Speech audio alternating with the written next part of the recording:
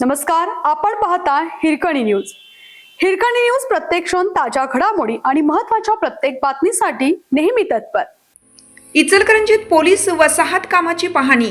उणिवांवर जिल्हा पोलीस प्रमुख झाले नाराज. इचलकरंजी शहरातील कलानगर परिसरात उभारण्यात येत असलेल्या नव्या पोलीस वसाहतीच्या अंतिम टप्प्यातील कामाची जिल्हा पोलीस अधीक्षक योगेश कुमार गुप्ता यांनी आज प्रत्यक्ष पाहणी केली.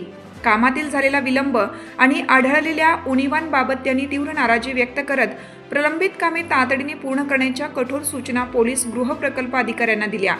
नव्या वर्षात पोलिसांना राहण्यासाठी घरे उपलब्ध होणं अत्यावश्यक असून त्यासाठी कोणतीही ढिलाई सहन केली जाणार नाही असं त्यांनी स्पष्टपणे सांगितलं. गुप्ता यांनी संकुलातील प्रत्येक फ्लॅटची सविस्तर तपासणी केली. हॉल, किचन, बेडरूम, स्वच्छतागृहे, फायर सेफ्टी प्रणाली तसेच बाहेरील वरांड्याची पाहणी करून दर्जेदार कामाची खात्री करण्याचे निर्देश दिले. वरांड्यातील ग्रिलची उंची सुरक्षेच्या दृष्टीने अपुरी असल्याचे त्यांनी निदर्शनास आणत तातडीने ती वाढवण्याचे आदेश दिले. याबाबत वरिष्ठ कार्यालयाशी प्रस्ताव सादर करण्याची सूचना देखील देण्यात आली.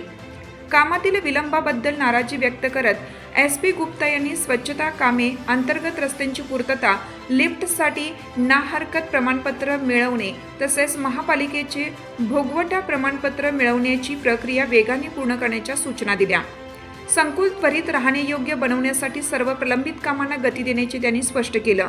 संकुलातील मोकळ्या जागांचा नियोजनबद्ध उपयोग करावा आणि आवश्यक सुविधांची पूर्तता करावी असंही त्यांनी सांगितलं. पोलीस गृह प्रकल्पाचे बांधकाम अभियंता हर्षवर्धन आयरेकर यांनी नियोजित आराखड्यानुसार काम सुरू असल्याचे सांगितले. काही तांत्रिक प्रक्रियांमुळे काही कामे प्रलंबित असून ती लवकरात लवकर पूर्ण केली जातील असं त्यांनी स्पष्ट केलं.